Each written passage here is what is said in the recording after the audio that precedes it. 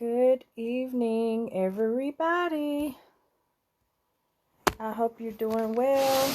I'm going to let some people come in.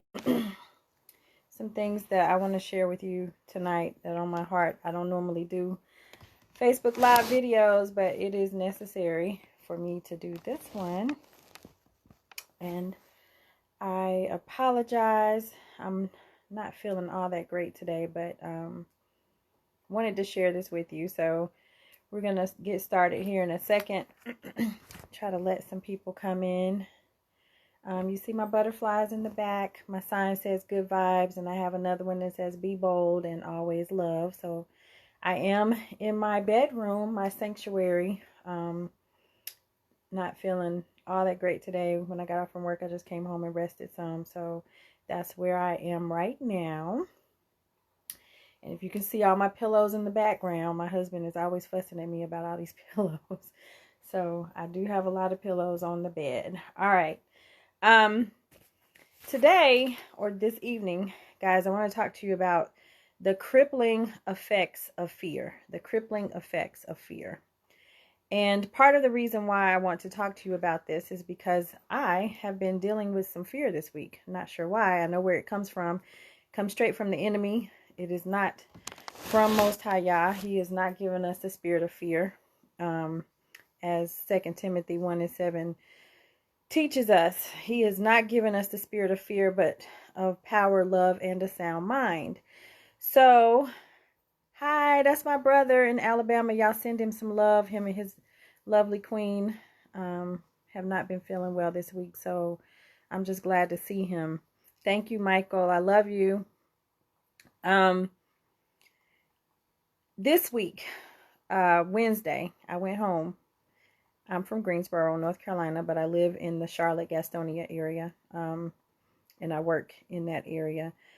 And I hadn't been home since Christmas, but I knew that I needed a mental health day, for one, and I wanted to see my family. I wanted to see my parents, especially my mom, to see how she's doing, and my siblings, and whoever else I could just kind of run into. So I was able to see some friends and family. Can y'all see me? Family members, and touch base with some people. And then I was able to see my other brother, Bobby Patterson. You see me share some of his quotes before. He is a very vital part of my life, just like my brother Michael. They are the brothers, the older brothers that I never had. I have a younger brother, biological brother. That's my baby too, but he is just like I am. Entrepreneurship, out there in the trenches, doing the thing. But I never had, I'm the oldest, so I didn't have an older brother, and I always thought, well, maybe I could have one, but no, I can't, because I'm the oldest. But anyway, I have these brothers who are my brothers for real. And so Bobby and Michael and a few others, they just always have my back. But anyway, that's the shout out to them. So, fear, back to fear. So I'm driving home, and I have my dog Angel. Yes, her name is Angel too. And she's all over the place. I mean, she's back and forth, in her seat, on her bed, in my lap, looking out the window, just back and forth, and she wouldn't calm down. Hey, that's my friend Fran. Y'all give her some love. Yes, we need to do lunch again. The next time I come home, I'll call you. She's back and forth, and there are 18-wheelers flying. I mean, literally. And I have a fear or anxiety of driving in between 18-wheelers and just crazy people cutting you off and things like that. So I was dealing with that, or dealt with that. Made it home safely. It was a beautiful ride. I mean, it was a beautiful day Wednesday here in North Carolina. It was absolutely gorgeous. So I drove home, spent time with my family, and I stopped at Herbalife, which is a nutrition club in Greensboro. One of my dearest friends and his wife run the club. And I got some energy drinks and different things that would help me settle down. That's one of my wellness tools. And we're going to talk about wellness tools tonight also, and ways to deal with the fear. Okay. So my anxiety was way up here when I drove home Wednesday morning. But by the time I got ready to jump on the road again, it, was calmed down. So I go over to visit my grandmother and my aunt in Winston-Salem, North Carolina, and stop by to see my brother Bobby to have lunch with him. And we talked, and, everything was cool. And I'm getting on the road again. And here comes that anxiety back. The driving with the fast 18-wheelers who are not paying attention. I mean, literally, cutting you off and different things. And plus, I don't see well at night, so I was hoping to just get home. So the whole way, I'm praying and I'm asking God to just, calm my spirit, calm my nerves, bring the anxiety down. And he does it. It happens. And my dog decides to take a nap, which was perfect for me. So she wasn't doing all that moving around anymore, which was causing me some anxiety. So she's sleeping. And I hear the Holy Spirit speak to me about talking about fear. And it's something that I've dealt with for years and years of fear. Fear of the unknown, fear of stepping out, fear of success, fear of the future, fear about your kids, fear about this, fear about that, fear about jobs. There were so many opportunities in my life. And I've shared this with a few of my closest and dearest friends, Bobby being one of them. There are so many opportunities in my life that I have literally passed up because of fear. One of them was the opportunity to play not first chair, but within the first 3 chairs of the New York Orchestra. I was selected to be one of those kids that would go to play in the symphony. I played the flute, and my teacher thought that I was excellent enough to be part of a select group of individuals in Greensboro to be a part of that symphony. Fear kicked in. The fear of going that far away from home, from my family, just kicked in. And I declined. I backed out of the group, stopped attending the rehearsals, all of that. And never one day said to the teacher the reason why. It was fear. It was pure anxiety. Another time, I had a major interview, a perfect job for me. Years and years ago. I'm in the perfect job now, perfect career now. But it took all this time to get to where I'm supposed to be. But I turned down the interview because of fear. I literally went through anxiety attacks during those times when opportunities were presented to me because of fear. And it was just the thoughts of being successful, or what would happen, the consequences. All of those things just culminated together and caused all of this fear and anxiety, and just caused me to shut down. I would literally have panic attacks. And I know that that's not of God. So he wanted me to deal with this fear, not only for those of you out there who are dealing with fear, but for myself, because I'm in the mental health field. I'm a sexual assault advocate. I deal with clients every single day who are facing the same fears or greater fears than I've faced in my life. And so I have to be able to demonstrate how to overcome those things, because that is what I do for a living. And so I want to talk about what fear is, the definition. We all know it. You can look it up on Google, but I'm just going to read it just for the sake of this live. And there's a few things here. An unpleasant emotion caused by the belief that someone or something is dangerous, likely to cause pain or a threat. Okay, that's the obvious. A feeling of anxiety concerning the outcome of something or the safety and well-being of someone. That's generally where I live. The likelihood of something unwelcome happening, also there. And then a mixed feeling of dread and reverence. Now, this is healthy fear.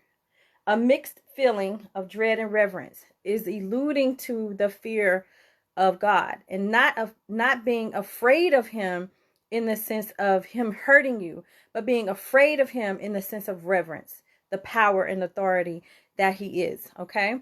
So what I want to deal with tonight for the sake of this live is a feeling of anxiety concerning the outcome of something or the safety and well-being of someone, the likelihood of something unwelcome happening. And so that's kind of what my life was like. It was like the fear of this happening or that happening. And these are called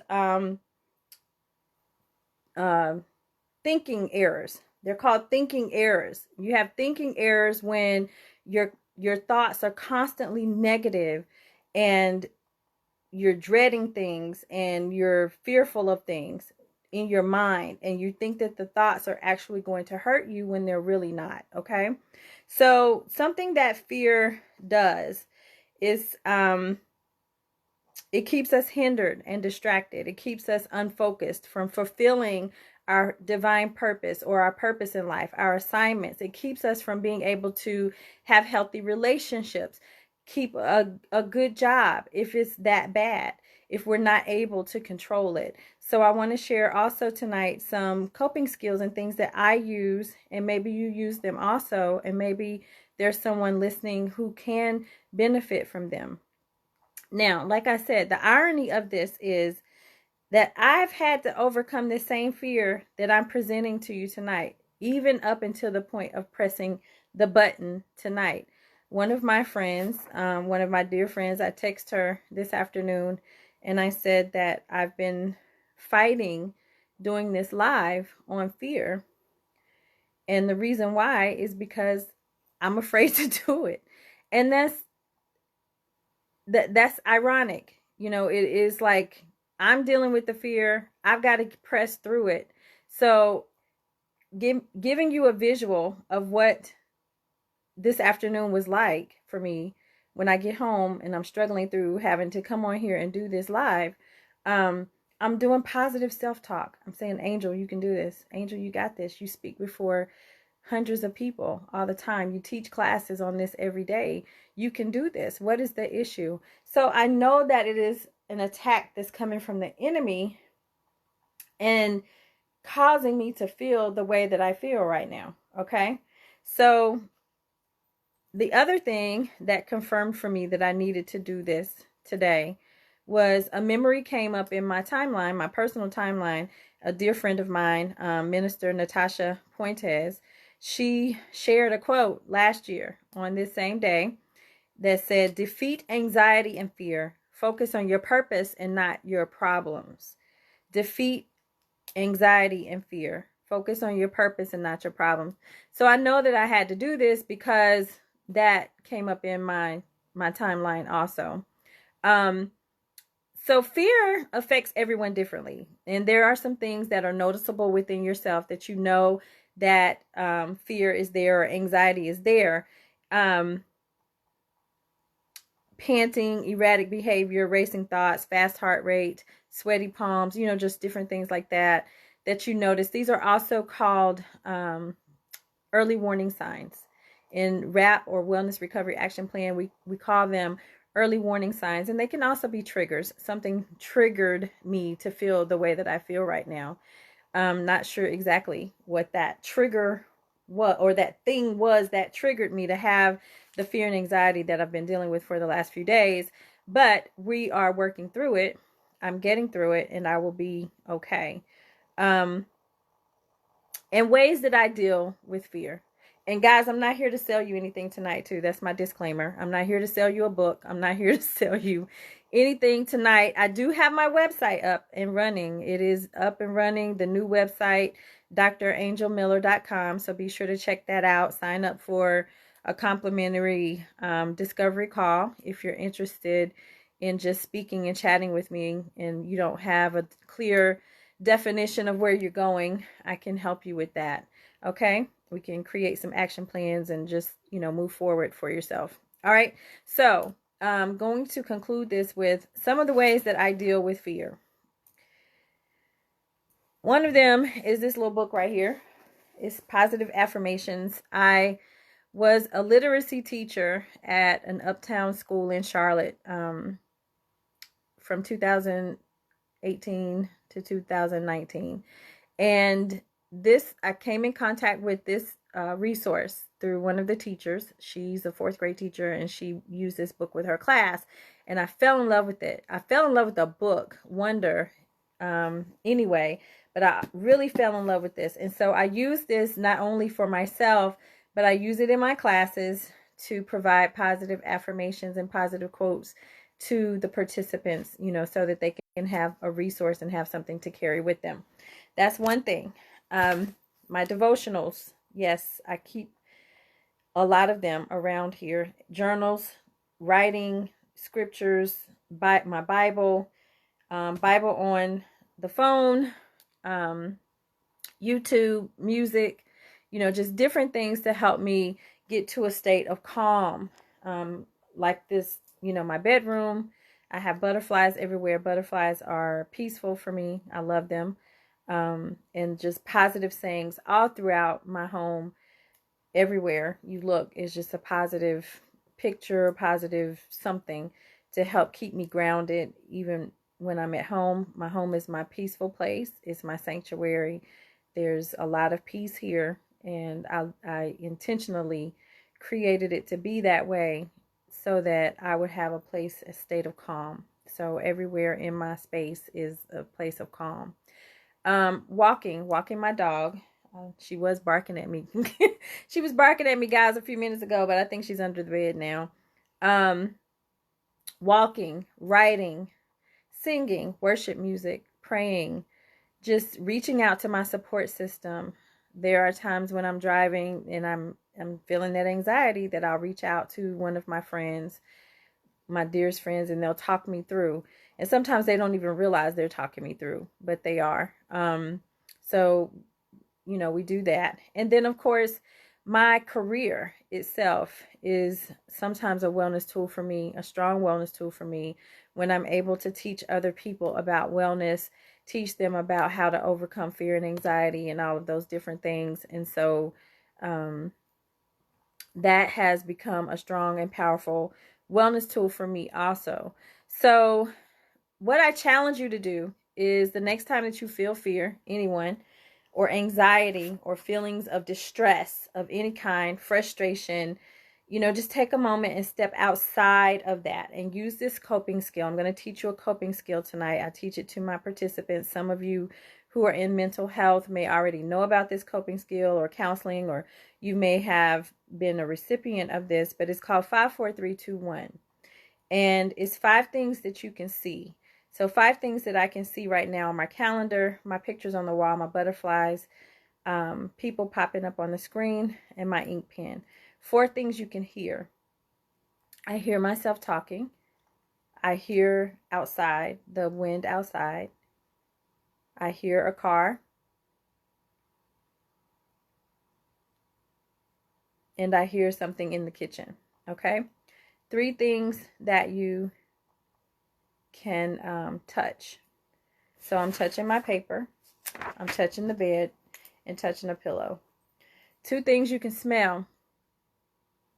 I smell my lip gloss and the fragrance, the air freshener that I just sprayed. And then 1 thing you can taste. I just had some key lime pie, so I taste the key lime pie. So it's called 5, 4, 3, 2, 1. It's a grounding technique. It is very powerful. It takes you out of the moment. It helps you decrease your heart rate. You're thinking about what you're looking at, what you're hearing, what you're seeing, what you're touching and smelling and tasting. And so it takes you out of the anxiety and the fear. Okay. So I challenge you to try that or work on that whenever you feel feelings of distress and frustration, anxiety. You feel like you just want to go off on somebody, you know, somebody at the office just ticked you off or whatever. Somebody at the grocery store, you know, you're at the gas station and someone cuts you off, etc., etc., etc. Use that grounding tool. And so that's pretty much all I wanted to share with you guys tonight. Thank you for your time. Thank you for those who popped in and commented. Michael and Francis, thank you for being here. I really appreciate your support. And I look forward to doing another live video with you guys soon. And I will see you. Do something for your wellness this weekend. Take care.